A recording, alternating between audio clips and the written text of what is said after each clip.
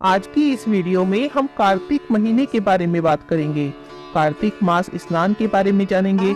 कार्तिक मास के नियम क्या होते हैं, कार्तिक मास का स्नान व्रत कैसे किया जाता है, व्रत में क्या खाना होता है, कब खाना होता है, सारी बातें जानेंगे।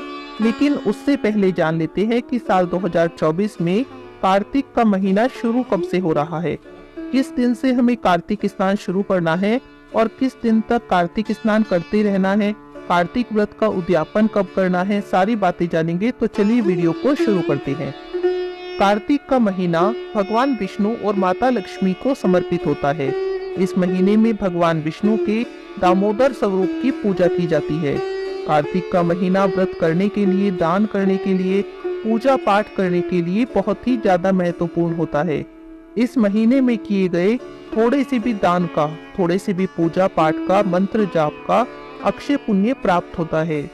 साल 2024 में कार्तिक का महीना आशीवन पूर्णिमा यानी 17 अक्टूबर से प्रारंभ हो जाएगा।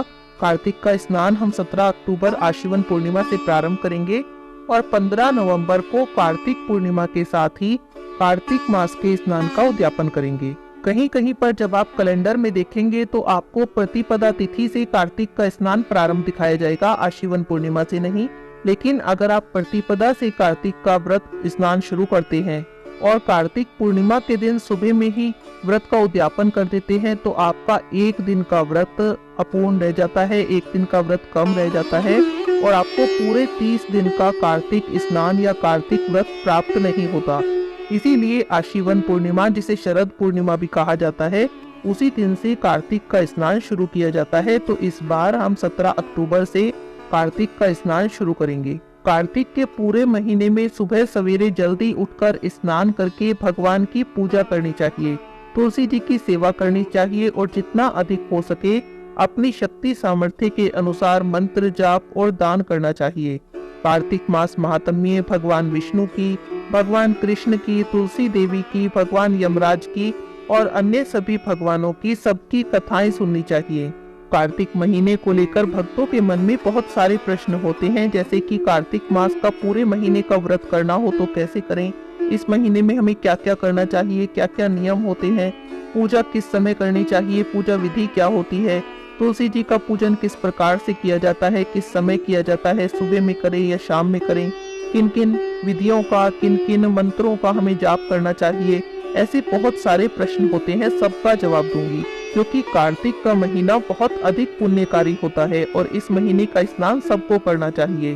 कहा जाता है कि एक समय ब्रह्मा जी ने सभी प्रकार के व्रत और दान एक पलड़े में रखे, तराजू के एक पलड़े में सभी प्रकार के दान और व्रत को रखा और दूसरे पलड़े में कार्तिक का स्नान रखा, तो कार्तिक स्नान वाला पलड़ा भारी हो गया। इसीलिए कार्तिक स्नान को सबसे महत्वपूर्ण माना जाता है।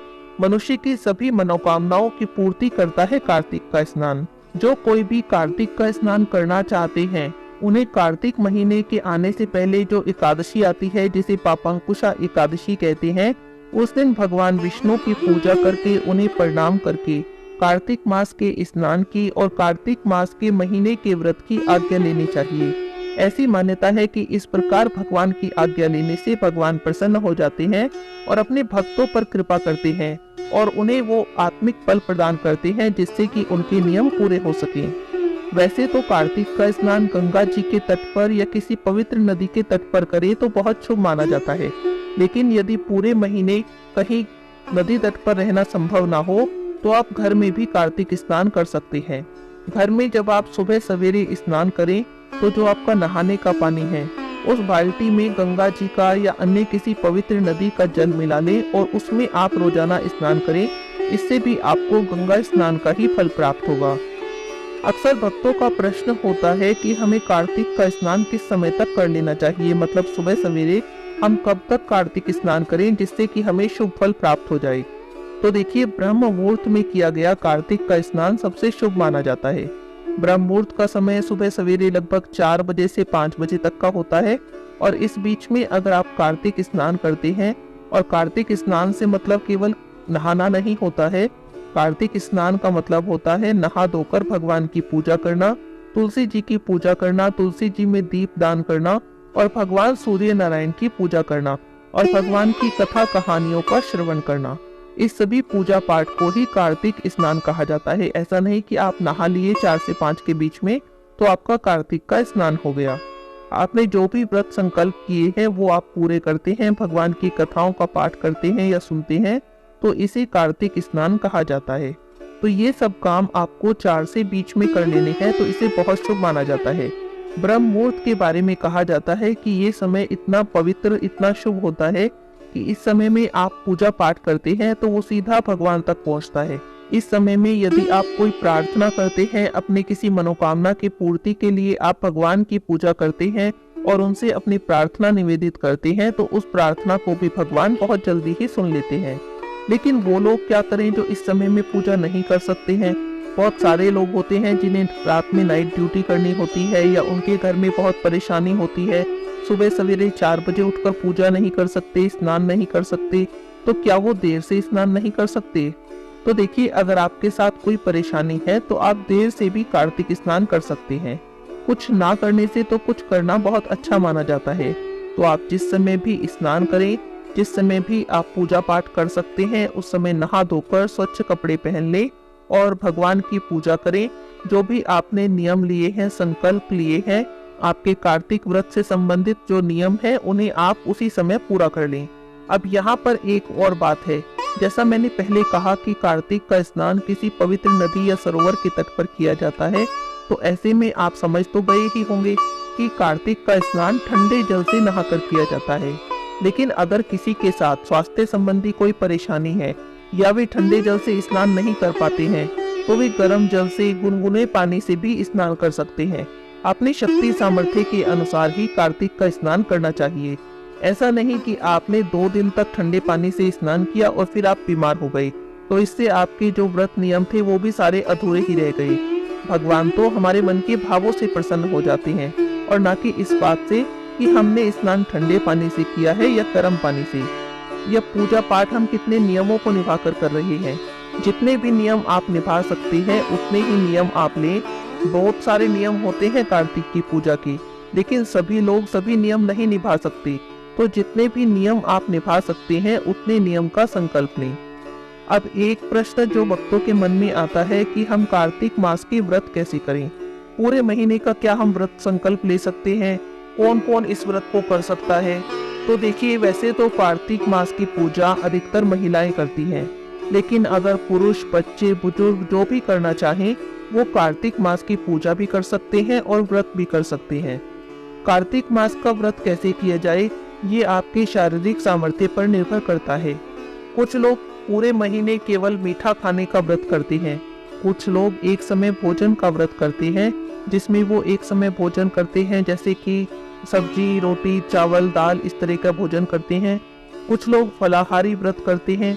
तो जैसा भी आप व्रत रख पाए पूरे महीने का, वैसा ही व्रत का संकल्प करें। अगर आप एक समय भोजन का व्रत करते हैं तो आप एक समय में नॉर्मल खाना खा सकते हैं, जैसे कि रोटी, सब्जी, दाल, चावल, इस तरीके का खाना आप खा सकते हैं। लेकिन इसमें भी कुछ चीजें होती हैं जो आपको नहीं खानी चाहिए, जैसे कि प्याज, लहसुन हो गया या मसूर की दाल हो गई, इस तरह की चीजें आपको नहीं खानी चाहिए। आजकल घरों में ज्यादातर तो स्टील के बर्तनों का ही प्रयोग होता है, लेकिन जिन घरों में भी कांसे के बर्तन अभी प्रयोग किए जाते हैं उन्हें व्रत के दिनों में कांसे के बर्तनों का यूज नहीं करना चाहिए। वैसे तो तुलसी देवी की पूजा भी पूरे साल की जाती है। हर महीने में तुलसी देवी की पूजा करने का अपना अलग महत्व होता है, लेकिन हमारे शास्त्रों में कार्तिक के महीने में तुलसी जी की पूजा और उनकी आराधना करने को विशेष बताया गया है। तुलसी माता पर भगवान कुबेर और माता लक्ष्मी की विशेष कृपा होती है। इस महीने में सुबह शाम तुलसी जी की पूजा करने से, तुलसी जी की परिक्रमा करने से, दीप दान करने से घर में सुख शांति का वास होता है और संपन्नता आती है। इसीलिए कार्तिक के महीने में सुबह और शाम दोनों समय तुलसी जी की पूजा करनी चाहिए, उनमें जल अर्पित करना चाहिए और दीप दान करना चाहिए। अब यहाँ पर प्रश्न लोग पूछते हैं कि ये दीप दान क्या होता है, क्या हमें दीपक का दान करना है? तो देखिए, ऐसा नहीं होता है। कार्तिक के महीने में दीप दान किया जाता है अलग अलग जगह पर। कुछ लोग नदी के तट पर करते हैं, कुछ मंदिर में करते हैं, कुछ अपने घर की छत पर करते हैं, मुख्य दरवाजे पर करते हैं। तुलसी जी में दीपदान किया जाता है और भगवान के सामने भी दीपदान किया जाता है। दीपदान करने का अर्थ होता है दीपक को जलाना। अगर आप हर रोज तुलसी जी में दीपक जलाते हैं तो इसे कहा जाता है कि आपने तुलसी जी में दीपदान किया है। भगवान के सामने दीपक जलाते हैं तो कहा जाता है कि आपने मंदिर में दीपदान किया है। अब यहाँ पर सवाल होता है कि हमें दीपक कैसा जलाना चाहिए, हम घी का दीपक जलाएं या तेल का दीपक हम जला सकते हैं। तो देखिए, अगर आप चाहें तो आप देसी घी का दीपक भी जला सकते हैं, और अगर देसी घी का दीपक जलाना संभव ना हो तो आप तिल के तेल का दीपक भी जला सकते हैं। अब यहीं पर एक प्रश्न और भी आता है कि जैसे कार्तिक के महीने में रविवार पड़ेगा, एकादशी पड़ेगी, तो इन दिनों में क्या करें? क्या इन दिनों में भी हमें तुलसी में दीपदान करना चाहिए? तो हाँ जी, तुलसी में दीपदान रोज किया जाता है। तुलसी देवी की आप रोज परिक्रमा करें, पूजा करें और दीपदान करें। दीपक हर रोज जलाएं, रविवार को भी। बस आप उस दिन तुलसी जी को स्पर्श न करें, उनमें जल न दें, लेकिन दीपक जलाएं, उनकी पूजा करें, आरती करें, परिक्रमा करें, और जो कथा कहानी आप करते हैं वो भी आप इसी तरह से करें जैसे आप रोज करते हैं। बस रविवार के दिन या कुछ जो महत्वपूर्ण दिन होते हैं जिनमें तुलसी देवी को स्पर्श नहीं किया जाता है, तो उनमें आपको स्पर्श नहीं करना है, जल नहीं देना है। इसके अलावा कार्तिक स्नान करने वालों को, चाहे उन्होंने व्रत किया है या नहीं किया है, चाहे आप केवल स्नान करके पूजा करते हैं, तो भी आपको कार्तिक मास का महात्म्य और कार्तिक मास की कथाओं को सुनना चाहिए या पढ़ना चाहिए, दूसरे को सुनाना चाहिए। अगर आप हमारे चैनल को पसंद करते हैं, हमारे चैनल को आपने सब्सक्राइब किया है, फॉलो करते हैं, तो आपको कार्तिक मास का महात्म्य और कार्तिक मास की कथाएं हमारे चैनल पर भी सुनने को मिलेंगी।